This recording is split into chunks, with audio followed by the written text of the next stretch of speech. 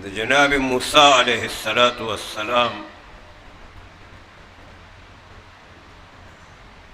فرعون او د هغه ډلې ته د بددعا او د خیرو ذکر دی.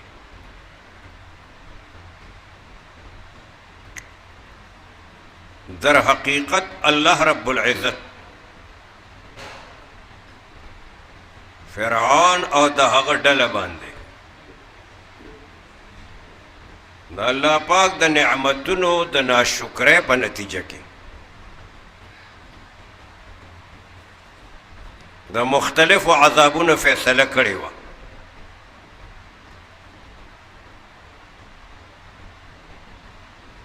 د موسی علیه السلام د هغه بددعا په ذریعه باندې د الله رب العزت د هغه فیصلې اظهار شو، یعنی الله هغه خپل فیصله د موسی علیه السلام د بددعا په شکل کې دنیا ته ظاهره کړه.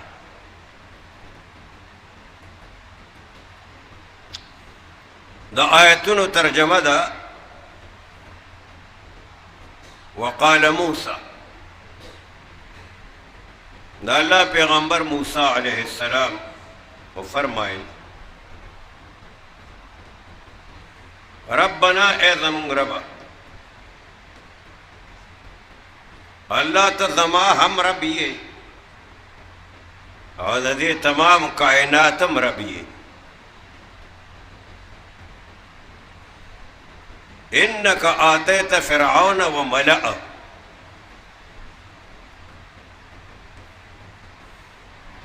رب تا سره د کفر نه او سره د خدای د یو لوی دعوې نه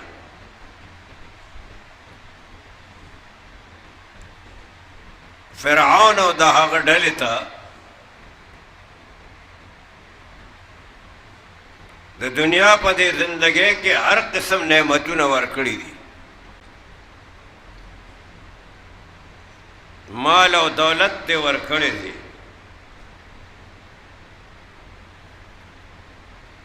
بادشاہی او شان او شوکت دې ورکړي دي،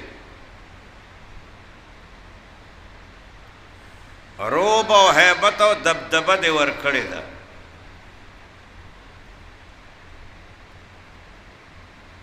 خو ربا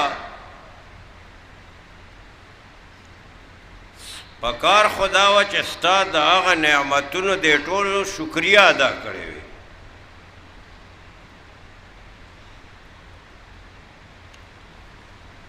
الله دې شکریه ادا نه کړه،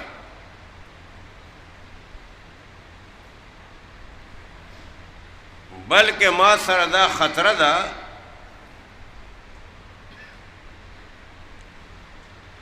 چې دی به د دې ستا ورکړي مال او دولت او شان او شوکت په وجه باندې ستا د مخلوق د ګمراهۍ ذریعه جوړ شي. دی به ستا مخلوق گمراه کی، ستا مخلوق به بېدینه کی لکه څنګه چې دی بېدینه دي، ستا مخلوق به گمراه کی څنګه چې دی خپله گمراه دي. نو الله زه درته سوال کوم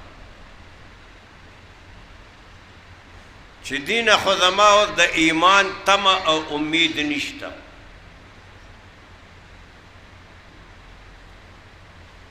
بلکې دینه زه د مخلوق د گمراهۍ خطره محسوس کوم.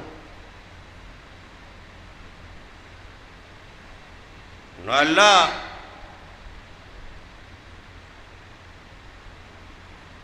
ته د دې د اعمالونه ضایع کا،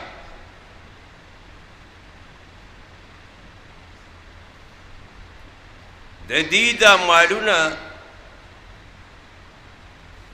د مال په شکل کې نه دا په بل شکل کې بدل کا.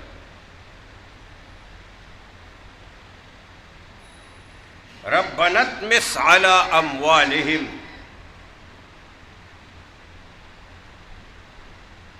الله د دې د مالونو په بل شکل کې بدل کچ بیکار شي.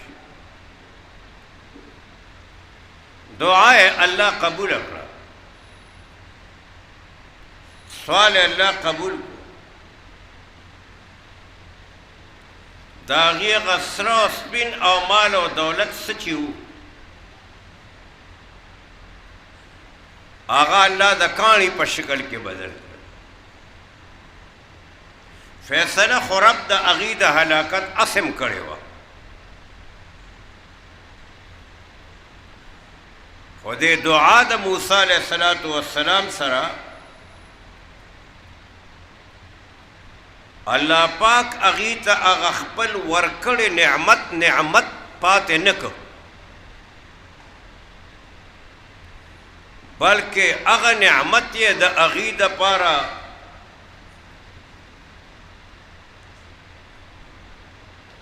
د زړه درد او تکلیف جوړ کړ. واشدد على قلوبهم.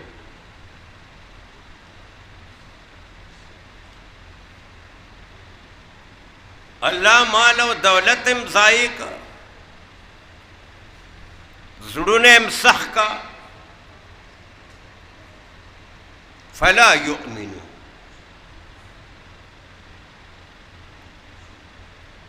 چې د ایمان توفیق ورته میلو نشي.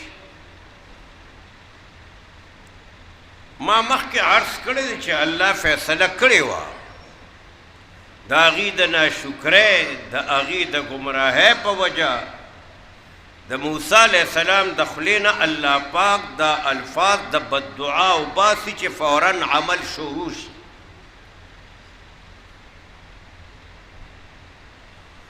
واشدد على قلوبهم فلا يؤمنون. زړونه هم کلک که چې د ایمان توفیق ورته میلاو نشي، ایمان باندې مشرف نشي، محروم پاتې شي. حتی یروا العذاب العلیم، تر هغې پورې چې دی یو درناک عذاب وګوري. عذاب شروع شو. الله موسی علیہ السلام ته فرمایل تخپل او چا چې تا باندې ایمان راوړ دی او څوک ستا ملګري دي دا واخله، مصر نه بار شه. بار شو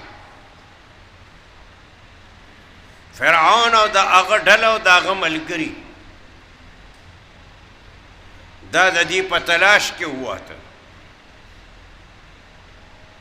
موسی علیہ السلام او ملګرو ته الله پاک دریاب کې لارې کولو کړې، 12 لارې ورته کولو کړې، او داسې لارې وې چې ټولو یو بل ته کاته. ځکه دا بني اسرائیل ډرپوک قوم و.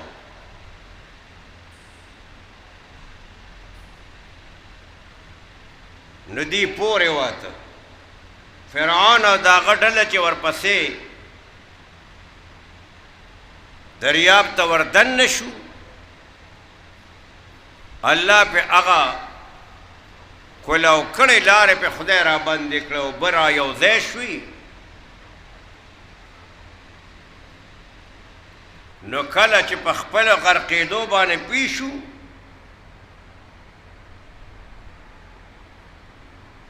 نو فرعون ډېرې چغې ووالې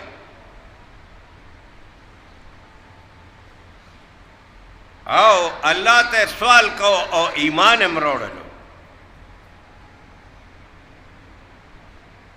قال آمنت انه لا اله الا الله. میس کې ما یو څو آیته پرېښودل. الله فرمایي چې قد اجیبت دعوتکم. د دعا کې د موسی علیہ السلام سره د هغه ورور فرعون هارون علیہ السلام هم شریک و. ستاسو دعا قبول شو. فاستقیما ولا تتبعان سبیل الذین لا یعلمون.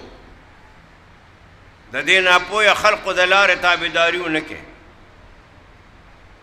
وجاوزنا ببني اسرائیل، بني اسرائیل وې دریاب نه پور استل. فاتبعهم فرعون وجنوده، فرعون او ډله ورپسې شوه بغیا و عدوا، د ظلم په اراده باندې. حتی اذا ادرکه الغرق، خو چې په ځان پوه شو چې اوس زه غرقېږم، نو قال آمنتو، وی ما ایمان راوړی دی، انه لا اله الا الذي آمنت به بنو اسرائیل. اول خو زه خدای یم، دعوی د خدای کوله، او انا ربکم الاعلی وی.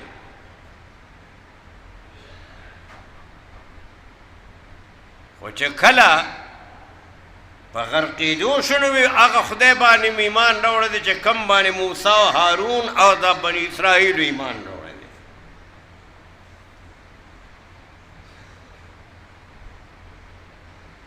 الله رب العزت ورته فرمایل الآن وقد عصیت، اوس ایمان راوړي او مخکې د نافرماني کوله، او یوازې نافرماني نه وکنت من المفسدین، تا په ځمکه کې یو لوی فساد شروع کړی.